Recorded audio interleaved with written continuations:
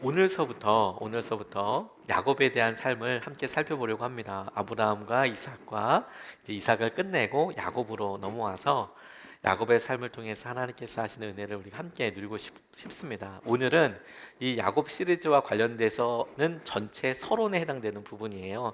앞으로 이 야곱의 일생과 야곱을 통해서 우리에게 도전하시는 여러 질문들을 던질 때 중심이 되는 기본이 되는 말씀을 오늘 우리가 읽었던 본문 말씀을 통해서 함께 살펴보고 붙잡으려고 합니다.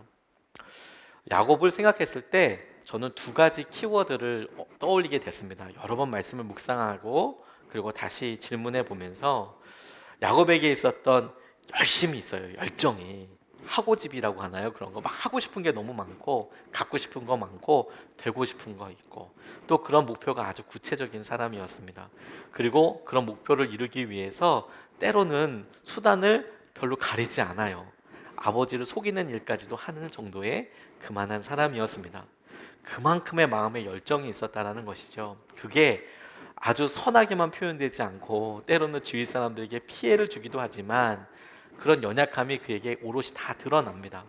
그래서 의외로 많은 분들이 야곱의 삶을 이렇게 보면서 굉장히 많이 공감하세요. 굉장히 많이 공감하세요. 나 야곱이랑 참 비슷한 부분이 많다. 그런데 여러분, 우리가 전체 야곱에 관련된 이야기, 스토리를 생각해 보면 야곱의 이야기를 시작한 첫 번째에 그의 삶을 전반적으로 보았을 때 하나 짚고 넘어가야 될 질문 한 가지가 있어요. 그의 삶에서 굉장히 중요한 동기가 되는 게 뭐냐면 오늘 우리가 말씀을 보게 될 장자의 권리거든요. 맏아들의 권리. 자, 그가 이 맏아들의 권리를 결국에는 아버지로부터 받지요. 오늘 팥죽 한 그릇에 사기도 하지만 아버지에게 축복도 받습니다. 자, 그런데 여러분, 그 맏아들의 권리 중에서 제일 중요한 부분이 뭐였냐면, 제일 중요한 포션이 뭐였냐면 아버지의 유산을 물려받는 거예요. 그래서 맏아들이 거의 압도적으로 거의 다 가져가고 나머지 형제들이 나눠서 가져가거든요. 자, 여기서 우리가 생각거리 하나. 야곱은 그렇게 난리를 쳐서 아버지의 축복도 받았고 장자의 맏아들의 권리를 받았는데 그러면 이삭의 재산을 물려받았을까요? 안 물려받았을까요? 그가 지금 자신의 삶에 있어서 어떤 일이 있을지 전혀 몰라요. 그래서 이제부터 우리가 모르는 상태에서 야곱의 입장에서 보면 앞으로 어떤 일이 생길지 모르는데 그래서 지금 당장 내게 장자의 맏아들의 권리가 중요하다 싶어서 이제 막 형한테 막 팔자고 얘기도 하고 막 그런 일들을 이제 행하게 될 텐데 우리는 끝을 알잖아요. 결국에 그의 삶을 가만히 따라가 보면 그렇게 열정적으로 열심을 내서 맏아들의 권리를 받아서 아버지를 속여서 안수기도를 받고 그리고 도망가게 돼요. 도망가서 친척이라고 이야기하지만 거의 맨바닥에서부터 일을 시작하게 됩니다. 거의 자수성가해요 거기서. 그리고 그가 거기서 가정을 이루고 돌아왔을 때에는 이미 많이 시간이 지나서 어머니 리브가는 이미 세상을 떠난 것 같아요. 그리고 야곱이 출발하기 전부터 이미 이삭은 눈이 보이지 않았습니다. 더듬어서 알 만큼. 그리고 그가 돌아올 때 장면을 또 보면 에서가 마중 나왔을 때 야곱이 자기의 재물을 보냅니다. 일종의 뇌물? 일종의 어떤 화합하기 위한 선물? 이런 제목으로 보내죠. 그가 자기가 있는 것을 거꾸로 보낼 때 그리고 이후에 진행되는 것을 보았을 때 그가 거주했던 여러 것을 봤을 때 이삭과 함께 했었던 에서가 이삭의 모든 것들을 많이 가져갔다라고 보는 것이 물려받았다고 보는 것이 또 합리적일 것 같아요.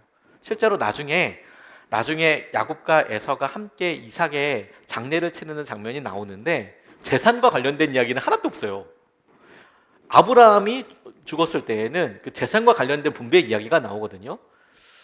그런데 이삭이 죽었을 때에는 이삭의 재물이 어디 갔는지 얘기가 나오지 않아요. 그러니까 다시 말해서 지금 맏아들의 축복, 맏아들의 권리에 대해서 이렇게 막 배워가고 막 하려고 하는데 결국 그의 삶에 있어서 그가 의도했던 대로, 그가 계획했던 대로, 그가 예측했던 대로 그렇게 단계를 이루어갔을 때 이루어진 건 사실 거의 없었습니다. 자, 그러면 또 하나의 질문.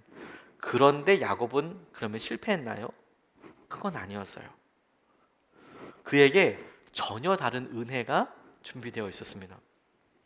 그의 열정이 있었고, 그의 열정이 아직은 다루어지지 않아서 막 피해도 주고 막 사람들에게 막 부딪히면서 막 이렇게 되지만, 그의 삶이 이루어질 것 같지만 그렇게 막 힘들게 어렵게 그런 삶을 살아가지만 나중에 바로에게 고백하는 것처럼, 근데 그의 삶을 하나님께서 이렇게 다루고 만지셔서 은혜로 이끌어 가세요. 그래서 야곱에게 있어서 두 가지 키워드가, 하나는 열정이라면 하나는 은혜이더라고요. 오늘서부터 우리가 이제 오늘은 첫 번째 장면이긴 하지만 앞으로 여러 야곱에게 있어 장면에 그의 열심, 그의 열정, 그가 하고 싶은 여러 일들, 다듬어지지 않은 그런 일들이 하나님의 은혜로 어떻게 감싸지고 어떻게 방향을 다시 재정립하게 되고 리오리엔티드 되고 어떻게 나아가게 되는지를 함께 살펴볼 수 있으면 좋겠습니다.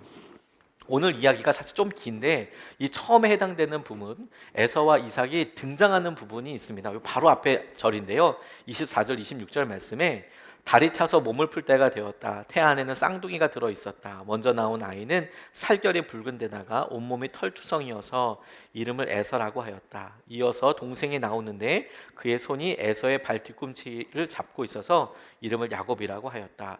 리브가가 이 쌍둥이를 낳았을 때 이삭의 나이는 60살이었다. 이렇게 이야기합니다. 에서와 야곱의 앞으로의 삶을 아주 상징적으로 보여주는 일이죠. 그가 발꿈치를 잡았다. 이것을 그가 가지고 있었던 열정이 아주 태생적으로 애가 성격이 원래 그랬구나 라고도 생각할 수 있고, 그리고 그의 말이 야곱이라는 것, 그리고 발 뒤꿈치를 잡았다는 것 자체가 속인다라는 의미로 사람들이 해석도 하는데, 그가 앞으로 그런 삶을 살겠구나를 짐작하게 되는 말이기도 하겠습니다. 이 두 형제가 성장해서 어느 날 오늘 읽은 본문 말씀에 이 팥죽 사건, 붉은 죽 사건을 이제 만나게 되는데, 저는 이 에서와 야곱이 이미 태중에서부터 하나님께서 그들에게 약속의 말씀을 주시거든요. 엄마 뱃속에서 막 너무 힘드니까 기도하다가 두 민족이 너의 태중에 있구나. 그래서 이제 작은 아이를 섬기게 될 거라고 뭐 이런 이제 말씀을 받기도 하는데, 그런 말씀이 있어서 언제부터 야곱이 은혜의 사람이 되었나, 이렇게 하나님께서 주실 은혜를 받게 되었나, 이걸 뭐 생각하기가 여러 나름이 있겠지만 오늘 말씀을 적용할 때에는 이렇게 전제로 우리가 그냥 전제를 가지고 좀 봤으면 좋겠습니다. 왜냐하면 그러면 본문을 대해서 질문할 때 조금 더 편해지거든요. 뭐냐? 실제로 맏아들의 권리가 붉은 죽 한 그릇에 에서에서 야곱으로 넘어갔다고 전제하고 오늘 본문 말씀을 적용했으면 좋겠어요. 생각을 여러 가지로 할 수 있거든요. 태중에서도부터 그렇게 계획이 됐다, 뭐 어떻게 됐다 이렇게 해석할 수는 있지만 그냥 오늘 본문 말씀을 위해서 저희가 그냥 정한 거예요. 오늘 이 팥죽 한 그릇으로 실제로 그의 삶을 봤을 때 에서가 아니라 야곱이 축복을 받은 게 사실이잖아요. 어느 시점인지는 명확하게 딱 찍기는 조금 애매하지만 그래도 오늘 사건을 통해서 중요한 사건이니까 오늘 실제로 우리 맏아들의 권리를 팔았다, 이런 전제로 오늘 본문 말씀을 살펴보고 질문해 보았으면 좋겠습니다. 오늘 본문 말씀에서 들어가면서 첫 번째 배경이 되는 말씀에서 우리의 믿음을 점검해 보게 돼요. 먼저 리브가와 에서와의 관계를 통해서 우리의 믿음 생활 전반을 질문해 보게 되었습니다. 그들이 보이고 있는 행동, 그들이 보이고 있는 이 가정에 대한 묘사가 나쁜 게 하나도 없거든요. 그런데 우리에게는 굉장히 중요한 도전이 됩니다. 27절, 28절 말씀에 보면 이렇게 나와 있어요. 두 아이가 자라 에서는 날쌘 사냥꾼이 되어서 들에서 살고 야곱은 성격이 차분한 사람이 되어서 주로 집에서 살았다.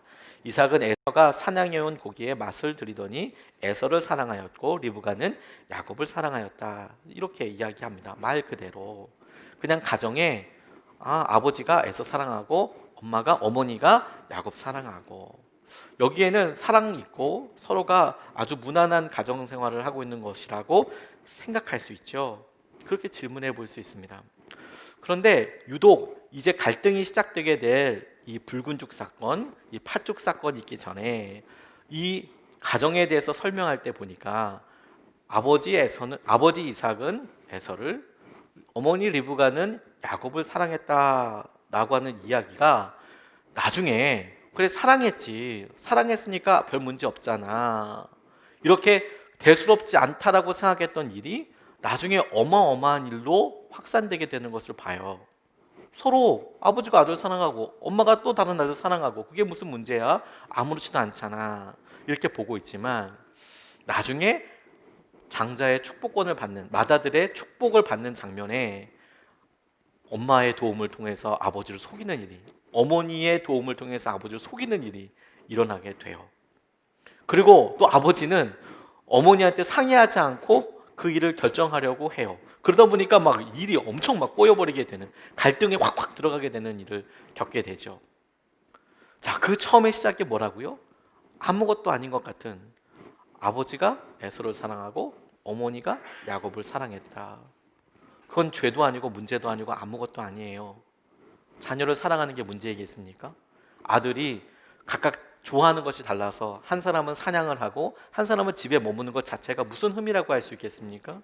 그런데 그 문제의 어려움의 단초가 부모가 자녀들을 사랑하지 않았기 때문에 생기는 게 아니고 부모가 자녀를 사랑하지 않았기 때문에 생긴 것이 아니고 그들이 각각 서로 하나 되지 않고 소통하지 않고 자기의 방법과 자기의 수단을 통해서 사랑했던 것이 결국에 이런 엄청난 사건들로 확산되었다라는 것을 우리가 짚고 넘어갈 필요가 있어요. 왜?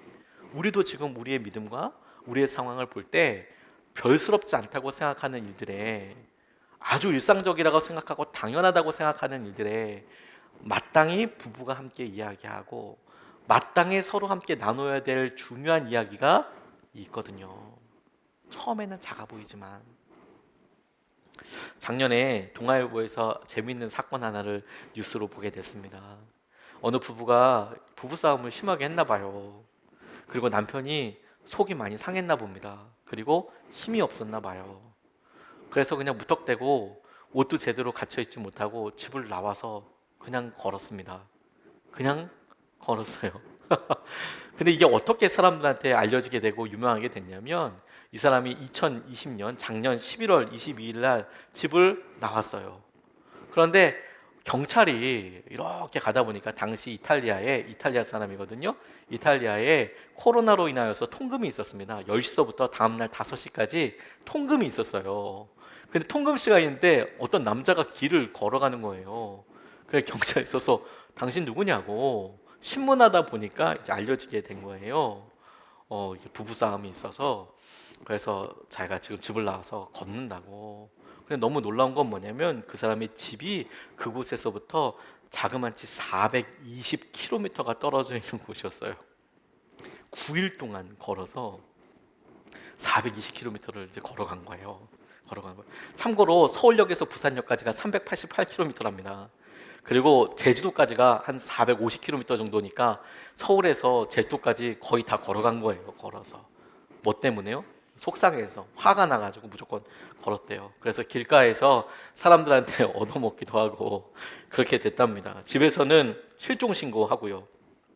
결국 경찰이 이 남성을 호텔로 인도한 후에 부인에게 연락을 해서 데려갈 것을 요청하는 그런 엄청난 일이 있었어요. 만약에 경찰 검문이 없었으면 이 사람이 어디까지 걸어갔을지 아무도 몰랐을 거다. 아마 이탈리아 반도를 다 통과했을 거다. 이런 이야기가 나오더라고요. 남편이 집을 나갈 때 차를 끌고 나갔으면 큰 문제죠. 그러면 아주 멀리 갈 수 있으니까. 옷을 제대로 입고 나갔어도 지갑을 제대로 갖고 갔어도 큰 문제이죠. 그런데 진짜 헛잠바 아무렇지도 않게 이렇게 들고 나갔으니까 처음에는 그리 대단한 문제가 아닐 거라고 생각했을 것 같아요. 걸어갔으니까 돌아오겠지. 걸어갈 만큼 가서 걸어가겠지. 그런데 그게 420km까지 가더라고요. 이거는 부부 사이의 물리적인 관계에 물리적인 거리만을 의미한다고 생각하지 않습니다. 마음의 거리, 사랑의 거리, 정서적 거리도 얼마든지 그렇게 되거든요. 한 걸음이라고 생각해요. 조금이라고 생각해요. 조금이어서 이렇게 가도 된다고 생각해요. 그래서 가고 서로 반대로 가다 보면 420km는 아주 우습습니다.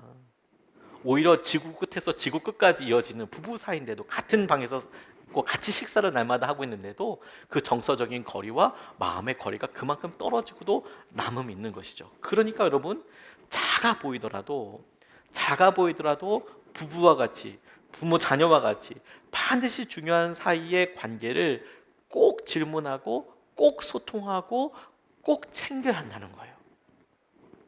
그게 오늘 뭐 에서가 아버지로부터 사랑받고 야곱이 어머니로부터 사랑받는 것 자체가 죄다 이렇게 얘기할 수는 없겠지만, 그게 잘못됐다 이렇게까지 막 몰아붙이기에는 조금 어려운 부분이 있지만, 그럼에도 불구하고 이게 나중에 되어지는 부분 보니까 작게 여길 부분이 아닌 거구나. 작게 여길 부분이 아닌 거구나. 그리고 주님과의 관계에서는 마찬가지 아니겠습니까? 주님과의 관계도 괜찮아, 당연해 하다가 420km 떨어지게 되는 거예요. 자, 그렇게 보니까 오늘 이 본문 말씀에 제대로 된 질문을 해볼 수 있을 것 같습니다. 먼저 야곱의 입장에서 저는 이런 질문을 좀 해보게 됐어요. 야곱이 이 팥죽 한 그릇으로, 붉은 죽 한 그릇으로 맏아들의 권리를 진짜 샀다고 믿었을까? 이런 질문을 해보게 됐어요. 이게 무슨 말이냐면 29절서부터 31절까지 말씀을 보면, 한 번은 야곱이 죽을 끓이고 있는데 에서가 허기진 채 들에서 돌아와서 야곱에게 말하였다. 이 붉은 죽을 좀 빨리 먹자. 배가 고파 죽겠다. 에서가 붉은 죽을 먹고 싶어 하였다고 해서 에서를 에돔이라고 한다. 야곱이 대답하였다. 형은 먼저 형이 가진 맏아들의 권리를 나에게 파시오. 이렇게 이야기했어요. 자, 여러분 이 장면을 한번 영화를 찍듯이 머릿속에 한번 그려보세요. 이 장면이 아주 엄숙하게 마치 왕권을 서로 인계하듯이, 계약을 하듯이 그런 분위기에서 진행됐을 것 같습니까? 팥죽 한 그릇을 놓고 붉은 죽 한 그릇 놓고 짜잔, 자 이것으로 우리가 엄숙하게 맹세해서 너 팥죽으로 맏아들의 권리는 이제 내 것이다. 이런 분위기는 좀 아니었을 것 같아요. 아무리 생각해봐도. 그때 문화를 우리가 모른다고 하더라도 이건 좀 아닌 것 같죠? 어떤 분위기였다고 여러분 생각이 되십니까? 그리고 그렇게 이야기하고 있는 야곱은 정말로 에서에게 팥죽을 내밀면서, 붉은 죽을 내밀면서, 자 이제 이 맏아들의 권리는 내 거야, 이렇게 생각했을까 하는 거예요. 아마도 이 작은 순간, 이 단순한 일상적인 일이잖아요. 이런 일에도 맏아들의 권리를 나한테 팔아라고 이야기할 정도로 야곱이 그것을 굉장히 소원했다는 것은 알 수 있을 것 같아요. 이렇게 쿡 찔렀는데 나 그거 갖고 싶어. 이거 진짜 갖고 싶은 거잖아요. 보통 문제는 뭐냐면 뭐 갖고 싶어? 이렇게 물어보면 잠깐만, 이게 문제죠. 뭐 갖고 싶어? 그거. 뭐 갖고 싶어? 인형. 다시 좀 있다가 뭐 갖고 싶어? 인형. 다시 뭐 갖고 싶어? 인형. 그러면 인형 사줘야죠. 항상 그거 생각하고 있는 거니까. 뭐 갖고 싶어? 잠깐만 생각해 볼게. 그러면 급한 건 아니잖아요. 야곱이 그만큼 아주 간절히 그걸 원하고 있었다는 것은 알고 있어요. 그런데 그의 삶과 그의 지금 이 결정을 그래도 나중에 미뤄 볼 수 있는 대목 한 가지가 있는데, 그게 바로 나중에 아버지를 속이는 장면이에요. 야곱이 지금 이 순간에 팥죽 한 그릇, 붉은 죽 한 그릇을 통해서 에서로부터 정말 맏아들의 권리를 완전히 내가 샀구나, 완전히 가졌구나 라고 그렇게 믿었다면 굳이 아버지를 속일 이유가 있었을까 싶어요. 굳이 진짜 그게 믿겨졌다면. 그게 안 믿겨지니까 막 속이고 뭐 그렇게 하는 거 아니겠습니까? 여전히 자기가 부족하다고 생각하니까. 여기에 우리에게 적용하고 질문할 것이 있다고 싶어요. 자기가 그것을 아까 전제대로, 그래 그가 에서의 맏아들의 권리가 이제 야곱에게로 넘어왔어요. 근데 정작 그 야곱은 그게 자기 건지 몰라요. 자기에게 왔는지 믿지를 못해. 그래서 고민해요. 그리고 이미 하나님의 계획이 언제서부터 야곱을 축복했는지는 정확하게 이 시간에 다 이야기할 수는 없으니까, 그러니까 지금 이 순간이라고 생각을 하고 야곱을 축복하기로 결정하셨다고 생각을 하고, 자 그런데 야곱은 지금 이것을 스스로 믿지 못해요. 왜요? 이 맏아들의 권리가 팥죽 한 그릇으로 살 수 있을까? 이 정도 가지고 살 수 있을까? 이런 생각을 하고 있는 것이죠. 그게 은혜에 대해서 우리에게 똑같이 질문이 돼요. 하나님께서 우리에게 허락하신 이 좋은 관계, 이런 것들, 이런 내가 이걸 더 열심히 해서 뭔가 해야 되지 않아? 구원도 내가 더 열심히 뭔가 해서 내가 이루어야 되는 거 아니야? 뭔가 대가 지불이 있어야 되는 거 아니야? 그래서 그것을 누리지 못해요. 지금 부족한 야곱에게 열정과 열심과 하고 싶은 것으로 욕심이라고 생각하는 마음속에 일단 열망, 디자이어가 가득한 이 야곱에게 한 가지 부족한 게 있어요. 그게 뭐냐면 은혜가 부족해요. 하나님께서 내게 주신 은혜에 대해서 내가 몰라요. 그게 얼마나 놀라운 것인지. 그가 이미 가졌는데도 몰라요. 그게 어떻게 될지 그의 삶에서 알지 못하니까 더 간절하게 그렇게 살아가요. 더 아등바등 붙잡고 살아가죠. 나중에 결론적으로 그가 그의 삶에서 누리게 될 것을 우리 하나하나 살펴보면서 보게 되겠지만, 하나님께서 정말 어이없이 그의 삶을 이끌어 주시거든요. 그런 열심과 그런 놀라운 것에 하나님께서 기가 막히게 그의 삶을 은혜로 덮어주시거든요. 하우딘이라는 유명한 마술사이자 기술자가 있었답니다. 대장장애임에서 기술자가 있었답니다. 이 사람 취미가 감옥 탈출, 특기가 감옥 탈출이었대요. 그러니까 이제 손재주를 가지고 그걸로 유명한 사람인 거예요. 그래서 사람들한테 유명해지는 거 너무 좋아하고요. 그래서 어떠한 감옥에 갇힌다고 해도 나 그곳에 장비만 있으면 다 나올 수 있어. 그래서 이렇게 호언장담을 했고, 그러다 보니까 그래? 1시간 안에 탈출할 수 있다고 장담하니까 대영 제국의 섬 하나를 빌려서 새로운 감옥을 세웠답니다. 그리고 이 사람을 정말로 도전할 수 있는 기회를 줬대요. 영국 당국에서. 이 하우디니가 인기와 돈을 아주 좋아했거든요. 이거 한 방에 유명해질 수 있고 한 방에 돈을 벌 수 있으니까 하겠다고, 도전에 응하겠다고 그랬어요. 사람들이 막 환호했답니다. 재밌잖아요, 그렇죠? 그래서 그도 의기양양하게 딱 이제 감옥에 들어갔습니다. 그리고 이제 자기 이제 장비들 꺼냈어요. 이제 외투를 딱 벗어서 이제 안에 작업할 것들이 이게 딱 들어 있는 거예요. 허리에서 자물쇠를 열 수 있는 뭐 이런 거, 그리고 뭐 자기 실력을 입고 이제 시간이 딱 되자마자 이제 하기 시작하는 거예요. 이거 어떻게 이 문을 열어야 할지, 탈옥할지를 가지고 이제 하는데 30분이 지났는데 별 소용이 없는 거예요. 1시간 노력했는데 땀만 흘릴 뿐 아무런 성과가 없는 거예요.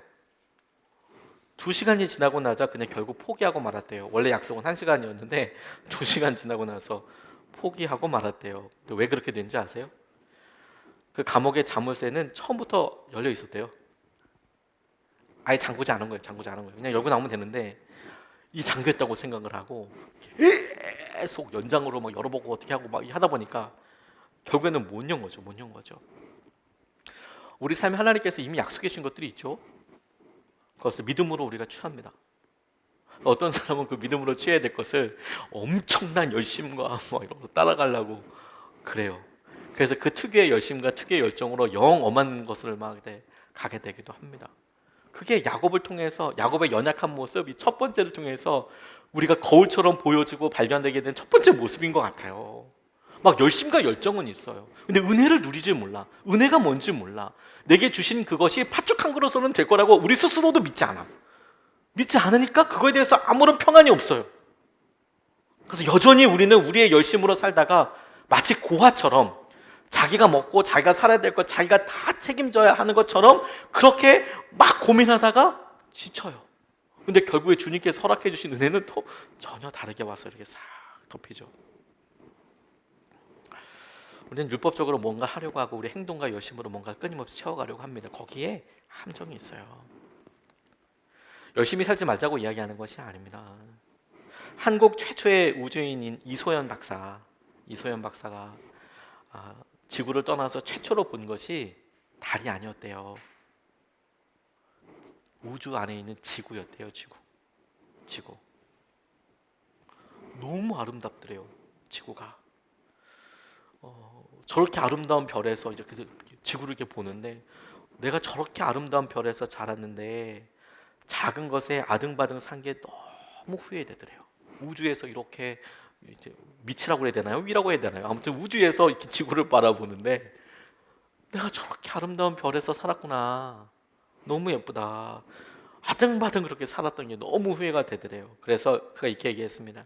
내가 다시 저 별로 돌아간다면, 내가 다시 저 지구로 돌아간다면 열심히는 살겠지만 사소한 일에 아등바등하지 않겠다.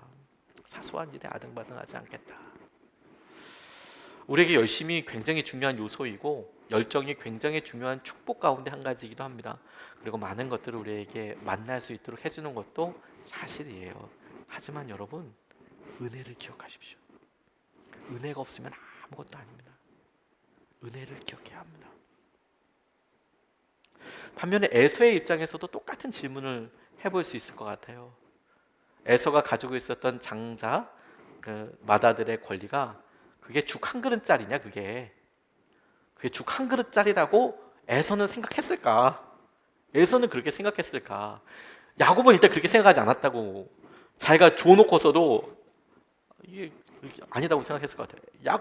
에서는 그럼 어떻게 생각했을까? 에서는 32절 33절 말씀에 보니까 에서가 말하였다. 이것 봐라. 이것 봐라. 이걸 또 실감 있게 읽어줘야겠죠. 나 지금 죽을 지경이다. 지금 나에게 이 마다들의 권리가 뭐 그리 대단한 거겠어? 야곱이 말하였다. 나에게 맹세부터 해봐. 그러자 에서가 야곱에게 마다들의 권리를 판다고 맹세하였다. 제가 어미만 조금 바꿨어요. 조금 실감나게 읽어보려고. 잘 전달이 됐나 모르겠습니다. 자, 이 장면도 한번 생각해 보십시오. 이게 엄숙하게 지금 배고파 죽겠는 야곱이 자기 쌍둥이 동생, 평소 때도 치고받고 싸웠을 그 동생에게 아주 심각하게 왕권을 이렇게 물려주듯이, 혹은 뭐 집 전세 계약을 하듯이 뭐 계약서 쓰자, 엄숙하게 도장 찍고 뭐 간인 찍고 이렇게 하지 않았을 거 아니겠습니까? 배고파 죽겠다. 야, 네 맘대로 해봐. 그래, 같은 집 말든지 네 맘대로 해봐. 나 빨리 밥도 줘봐. 이런 느낌이지 않았을까요? 배가 고프다. 일단 형을 좀 살려다오.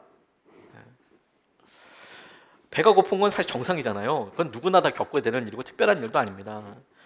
뭐 그래서 그 집이 어떻게 식사를 했는지 사실 뭐 성경에 나와 있지 않습니다. 그냥 제가 처음에 그냥 상상할 때 배고픈데 왜 야곱을 만나지? 리브가를 만나야지? 이런 생각이 들었어요. 처음에는 어머니한테 가야지 뭘 얻어먹는 거 아닌가? 가가지고 근데 어쨌든 얘가 죽을 끓이고 있었으니까. 근데 특별히 배가 고팠다고 하더라도 동생의 말에 툭 하고 마다들의 권리를 팔겠다고 하는 것은 실제로 에서는 이거 팔아도 다시 나중에 뻥이야? 이렇게 하면, 혹은 안 팔릴 거라고 자기도 생각했던 것 같아요. 이렇게 얘기해도 안 팔릴 거라고, 이거. 왜냐하면 태어난 거는 다시 바꿀 수가 없잖아요. 다시 이렇게 컸는데 엄마 태중에 다시 들어갈 수도 없는 거, 다시 태어날 수 있는 것도 아니고 바꿀 수 없잖아. 그러니까 이제 우리 마치 그리고 침 뱉어 놓듯이 이건 어떻게 할 수가 없는 거잖아요. 그런 마음일 수도 있겠고요. 에서의 마음으로는 얼마든지 되돌릴 수도 있고 무효라고 주장 나중에 하지 이렇게도 생각할 수 있었을 법 싶습니다. 그런데 이것을 성경은 딱 집어서 이렇게 이야기해요. 34절 말씀에 야곱이 빵과 팥죽 얼마를 에서에게 주니 에서가 먹고 마시고 일어나서 나갔다. 아무 생각은 안 한 거죠. 에서는 이와 같이 마다들의 권리를 가볍게 여겼다. 마다들의 권리를 가볍게 여겼다. 이렇게 이야기합니다. 그가 마다들의 권리를 가볍게 여겼대요. 이것이 참이라고 생각되는 이유가 그가 실제로 내가 이 팥죽 한 그릇으로 장자의 권리를 판 거야 이렇게 생각했다면, 그가 정말 그렇게 믿었다면 나중에 아버지 이삭으로부터 야곱이 몰래 이제 축복 안수 받았을 때 그렇게 야곱을 죽이니 살리니 이렇게 하지 않았을 것 같아요. 쥐가 팔았잖아요. 그리고 그때 이 장면을 기억하거든요. 나를 2번 속였다고. 전에는 한번 내 장자 이 마다들의 권리를 한번 이렇게 팥죽 한 그릇을 팔더니 지금은 나를 속여서 장자의 축복마저, 마다들의 축복마저 받아간다고 그렇게 이야기하잖아요. 근데 전 아무리 고민해봐도 마다들의 권리와 마다들의 축복이 뭐가 차이가 있는지, 그래서 히브리어로 아무리 찾아봐도 물론 단어는 다르긴 하지만 축복과 권리는 분명히 다르긴 하지만 그럼에도 불구하고 마다들의 명분, 마다들의 권리를 가지면 축복도 당연히 받는 거 아니에요? 그런데 그가 나중에 이걸 막 너무너무 힘들어하는 거예요. 내가 마다들의 권리는 너한테 팔게, 하지만 축복은 내가 받을 거야. 이런 생각을 에서는 하고 있었나 봐요. 그러니까 지금 이 팥죽에 대해서 자기가 마다들이라는 것을 포기했다고 보는 것은 아니다 싶어요. 이거 별로 가볍게 여겼어요. 생각했어요. 그냥 이게 뭐 되든지 말든지 이거 바뀌는 거 아니야. 혹은 나중에라도 얼마든지 엎을 수 있어. 이렇게 생각을 한 거죠. 이것이 우리에게 굉장히 중요한 질문을 합니다. 특별히 예수 그리스도를 믿고 오랫동안 믿음 생활하고 있는 우리에게 이런 질문을 합니다. 저와 여러분들은 우리가 받은 은혜에 대해서 어떤 마음을 가지고 있나요? 에서는 그게 당연히 자기 주위에 있는 거라고 생각하고 있어요. 그건 당연히 지켜지는 거라고 생각하고 있어요. 대충은 선을 넘어도 요 정도는 장난이잖아, 요 정도는 괜찮아, 이렇게 경계를 타는 거죠. 그런데 어느 순간에 그 작아 보이고 아무런 의미 없었던 일이 하나님 보시기에는 경계선을 아주 확 넘어가 버리는 일이 되어버리죠. 주님께서 우리에게 아름다운 가정을 주셨습니다. 부부 사이에, 부모 자녀 사이에. 그 관계를 유지하기 위해서 참 많은 사랑도 에너지도 쏟아야 해요. 정성을 당연히 쏟아야 합니다. 그런데 어느 순간에 우리가 이런 행복한 관계, 우리가 서로와 마음과 정서적인 교감을 할 수 있는 이런 끈끈한 관계에 대해서 외주를 타기 시작해요. 외주를 나가서 외주를 타기 시작하고, 그리고 경계를 넘을 듯 말 듯 그렇게 당연하다고 생각을 하죠. 그리고 한순간에 훅 무너집니다. 한순간에 훅 무너집니다. 부모 자녀 사이도 마찬가지고요. 우리가 은혜로 당연히 얻은 것에 대해서 정말 그러냐라고 질문해 볼 때 에서의 모습을 통하여서 야곱과 비교해 보니 현저하게 없는 한 가지가 딱 발견되는 거예요. 그는 어떤 의미에서 굉장히 낭만적이고, 어떤 의미에서 굉장히 오랫동안 신앙생활을 해서 소위 모태신앙처럼 그렇게 신앙을 해서 구원은 받은 거니까 이거는 뭐 없어지지 않아, 그냥 이렇게 살면 돼, 뭐 이런 식으로 살았던 것 같아요. 근데 여러분 그거 아세요? 그 모태신앙이란 말이 한국에만 있는 말이랍니다. 전 세계 아무 데도 모태신앙이란 말은 없대요. 왜냐하면 신앙은 뱃속에서 하는 게 아니거든요. 자기가 자기 믿음으로 하는 거거든요. 그 모태신앙이란 말이 우리나라 말에만 있대요. 우리나라 말에만, 우리 교회에만, 우리 한국 교회에만 있는 표현이래요. 당연하게 이루어지는 건 당연히 아니죠. 그에게 없었던 것, 부족한 것, 야곱과 비교해 보니 자기가 누렸던, 자기에게 허락되었던 은혜를 지킬 만한 열정이 없었어요. 그것을 지킬 만한 열심과 열정이 없었어요. 아직 그의 삶이 다 완전히 이루어진 것은 아니지만, 근데 그의 삶을 통해서 우리의 모습을 그대로 발견하죠.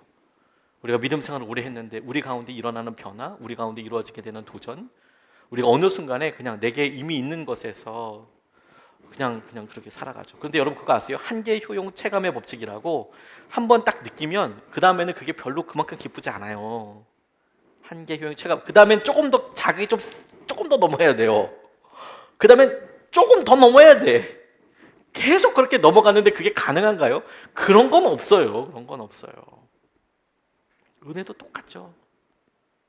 은혜를 위해서 율법적으로 뭘 해야 된다는 게 아닙니다. 그 마음을 지키기 위한 열정, 그 마음을 유지하기 위한 사랑, 수고에 대해서 말하고 있는 거예요. 우리에겐 그게 말씀에 대한 순종이겠죠. 고성준 목사님이라는 분이 예수 마음이라는 책에서 그분 이제 간증을 이렇게 하셨는데 되게 많이 도전받았습니다. 저도 개인적으로 그분과 교제하면서 너무 참 좋았어요. 나중에 저희 교회 한번 모셨으면 좋겠다 싶은 분 중에 한 분입니다. 고성준 목사님이 이제 서울대 수학과 들어가셨잖아요. 공부 열심히 해서. 그래서 행복할 줄 알았대요. 딱 6개월 행복하더랍니다. 서울대 수학과 가니까. 그리고 나머지는 너무 힘들더래요. 그러니까 너무 그냥 대학생들이 노는 걸 다 놀고 그러겠대요. 술 마시고 뭐 돌아다니고 막 그러는데 너무 무료하고 힘들더래요. 6개월 지났는데 하나님이 불쌍히 여기셨는지 과 선배가 자기한테 복음을 전해주더래요. 자기가 점잖게 다 듣긴 했지만 내가 이래봐도 모태신앙이라고, 우리 아버지도 모태신앙이라고 이렇게 이야기를 했지만 집에 오니까 은근 기분이 나쁘더래요. 그래서 기도하는 계기가 됐대요. 하나님, 내게 만나달라고. 근데 정말 그날 뜨겁게 은혜의 체험을 한 거예요. 그리고 삶이 변했는데 결정적으로 변한 삶이 뭐냐면 학점이 올라가게 되더래요. 정신 차리고 나니까 공부를 열심히 하게 됐대요. 유학을 갔는데 아주 좋은 학교를 유학 가게 됐어요. UC 버클리라고, 버클리라는 미국의 아주 좋은 대학에 있습니다. 버클리로 수학으로 전공하게 됐어요. 국비 장학생으로 이제 가게 됐습니다. 그렇게 박사 논문 쓸 때 이분이 이런 일을 겪으셨대요. 논문을 다 쓰고 이제 마지막으로 사인만, 이제 지도교수 사인만 받으면 이제 박사를 받는 건데, 그런데 한 달 정도 시간이 남았대요. 너무 시간이 남았으니까 너무 또 빨리 받아놓으면 좀 그렇잖아요. 그래서 이제 시간이 좀 지난 다음에 천천히 받아야겠다라고 이제 한 달 동안 탱가탱가 이렇게 노시다가 이제 하루 이제 한 어느 정도 됐다 싶어서 이제 사인을 받으러 갔대요.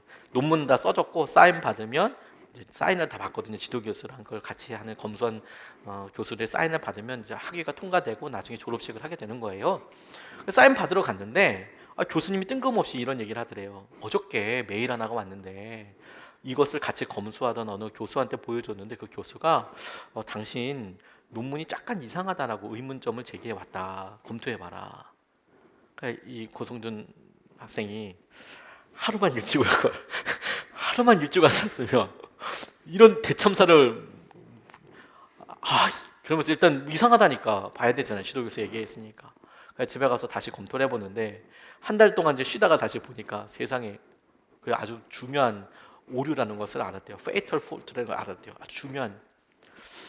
어떻게 해요? 사실대로 얘기하고 이제 막 거의 막 잠도 안 자고 밤에 막 거의 막 미친 사람처럼 공부했대요. 이제 졸업을 해야 되니까 6학기째였는데 박사 만약 6학기까지 맞지 못하면 이제 돈 지원이 끊기는 거예요. 장학금도. 그러면 돌아가면 학위가 없으니까 교수 임용이나 이런 것도 안 될 뿐더러 여기서 버티자니 재정적으로 너무 힘들고 뭐 여러 어려움이 있는 거죠. 그래서 무슨 수도 이번 학기 끝낸다 그러고 이제 막 잠을 안 자고 이렇게 하는데 어떻게 해가지고 자다가 이렇게 하다 보니까 뭐 이렇게 해가지고 대충 이렇게 하면 되겠다 싶어서 이메일을 이제 밤에 확 보내고 다 됐다 이러고 잤답니다. 그리고 1시에 일어나서 오후 1시에 일어나서 이제 이메일 체크를 했는데 자기한테 그 문제를 제기했던 그 교수님이 Congratulations 축복합니다 축하합니다 이렇게 왔대요. 통과됐구나. 통과됐다고 생각하고 이제 기쁘잖아요. 이제 사인 받으러 이렇게 가는데 이 머릿속에 며칠 동안 계속 이거 다시 이제 문제를 생각하다 보니까 머리가 계속 그 문제를 자꾸 생각 안 해도 되는데 계속 생각하더래요. 그리고 자기가 틀렸다는 걸 착각했다는 걸 알았대요. 내가 틀렸구나. 생각 안 나도 될 게 꼭 이제 그런 생각이 나잖아요. 그런데 자기가 유혹이 확 되더랍니다. 이미 좀 이상하다고 얘기했던 그 교수가 이미 이제 축하합니다 이 메일도 보내고 넘어간 거잖아요. 그리고 자기 담당 교수는 그거 잘 모르고 그런 상황이니까 그냥 어차피 결과는 맞는 건데 증명하는 한 방법이 이제 정확하게 규명이 안 되는 부분이 있는 거여서 그 퍼즐을 찾아내는데 그게 안 되니까 착각이 된 건데 넘어갈까 이런 생각이 드는데 당시에 큐티 할 때 계시록 6장 7장에 흰옷 입은 주의 백성에 대해서 이제 큐티를 하는데 말씀을 딱 봤답니다. 근데 질문했대요. 왜 흰옷일까? 검은 옷도 있고 회색 옷도 있는데. 근데 주님께서 그림 하나를 이렇게 보여주시는 것 같더랍니다. 뭐냐면 하얀색 와이셔츠에 흰색 잉크 한 방울이 검은색 잉크 하나가 딱 떨어지면 이거 완전 진짜 아쉬운 거거든요. 이거 진짜 못 씁니다. 그렇죠? 정말 힘든 거죠. 근데 검은색에는 별로 티가 안 나잖아요. 왜 주님께서 흰 옷이라고 이야기했을까? 주님을 믿는 사람들이 검은 옷이나 회색 옷에는 잉크가 튀어도 안 보이지만 흰색 옷에는 작은 잉크 자국 하나만 또 선명하게 보인다. 나는 내 백성이 죄에 대해서 이렇게 되기를 원한다. 이렇게 말씀하시더래요. 그래서 가서 교수님한테 그 말이 맞다고 생각하고 자기 대학 이제 다 포기하고 나 간다 돌아간다. 그리고 다 얘기했대요. 사실 내가 착각한 거라고. 그리고 나오는데 너무 행복하더래요. 이제 집에 돌아갈 생각이랑 막 이런 거 하면서 그리고 차 타고 이렇게 오는데 완전 성령의 불타는 차? 하나님의 임재가 너무 강력하고 너무 기쁘고 자기는 문제가 자기를 힘들다고 생각했는데 이제 문제라고 생각했던 것들을 다 실제로 다 빵빵빵 다 터지고 나니까 하나님을 붙잡지 않았던 게 문제라는 것을 알았대요. 그래서 이제 졸업이 안 되겠다 포기하고 나서 가는데 하나님 한 분이 거기서 채워주시니까 너무 행복하고 너무 평안하고 너무 좋더라는 거예요. 가서 이제 쭉 갔는데 거의 포기하는 마음으로 일주일 동안은 평안하게 지냈는데 그래도 이제 계속 머릿속에서는 이게 생각이 나지 않습니까? 일주일 정도 지났는데 꿈을 꿨대요. 꿈속에서 자기가 수학 문제를 풀고 있더래요. 꿈속에서조차. 근데 보통 깨면 다 잊어버리는데 자기가 그 문제를 풀었대요. 그렇구나. 그리고 눈을 딱 깼는데 그게 굉장히 생각나더래요. 그래서 다시 적어봤대요. 이게 뭔지. 그리고 가만 보니까 그게 맞는 답이에요. 그 꼭 필요한 그걸. 나중에 교수님이 그거 어떻게 알았냐고 물어봤는데 설명해 줄 수 있는 방법이 없는 거죠. 꿈속에서 봤다고 어떻게 얘기해요? 그래서 이제 박사학위를 받았다고 이렇게 이야기를 하시더라고요. 꿈속에서 하나님이 알려주셔서. 여러분, 하나님께서 우리에게 마땅한 은혜, 그 은혜에 대한 열정을 확인하십니다.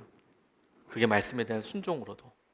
열정이 생길 때 마음이 막 갈등이 일어날 때 불이 막 나잖아요. 순종할까 말까, 이거 어떻게 도망갈까 말까, 막 이걸 내가 내 욕심대로 할까 말까 막 고민하다가 결국엔 하나님 뜻대로 순종하는데 막 뒷목도 막 이러고 막 주로 이 가슴과 이 뒷목에서 막 주님께서 강하게 역사하시잖아요. 어떻게 했냐 이러고 막 그냥 하실 때 은혜 가운데 있기 위해서 하나님께서 반드시 그런 일도 겪게 해 주시더라고요. 우리 가운데 우리에게 은혜가 너무너무 중요해요. 오늘 우리가 야곱의 이야기를 이제 같이 보면서 우리가 그 은혜와 그 열정을 우리가 회복하며 함께 나아갈 수 있으면 좋겠습니다. 말씀 준비하면서 이 찬양 참 많이 불렀습니다. 은혜 아니면 아무것도 못합니다. 우리가 은혜 아니면 서지도 못하고, 우리 가운데 작게 보이지만 아무것도 아닌 균열들이 있거든요. 사랑, 관계, 그런 균열들을 가만히 놔두면 나중에 대참사 납니다. 하나 이걸 볼 수 있는 영적인 엑스레이 같이, 그냥 도자기가 가만히 놔두면 아무 크랙이 없는 것 같지만 빛을 쬐어보고 엑스레이를 찍어보면 안에 있는 크랙이 보이거든요. 마찬가지예요. 부모가 자식 사랑하는 게 무슨 문제예요? 라고 생각하잖아요. 근데 거기도 연약함이 있고 거기도 살필 거리가 있네요. 우리 삶은 아니겠습니까? 하나님 그런 영적인 좀 엑스레이처럼 통찰과 하나님 그런 만남과 소통이 있게 해주십시오. 하나님 우리 삶에 지금 제 삶에 열정 뭔가 하려고 허덕허덕 힘들게 뭐 하는데 왜 이렇게 힘드나요, 주님? 나 야곱이군요. 팥죽한 그릇에 이걸 어떻게든 해보려고 하고 있군요. 나도 믿지 못하는 일을 하고 있군요. 은혜를 덮어주십시오. 하나님 우리가 은혜 가운데 푹 퍼져가지고 이게 뭐 그냥 자동으로 되는 거 싶어가지고 푹 하고 있는데, 하나님 우리 에서의 모습이군요. 하나님 우리 가운데 열정을 주시고 은혜를 회복해 주십시오. 찬양하고 같이 기도하겠습니다.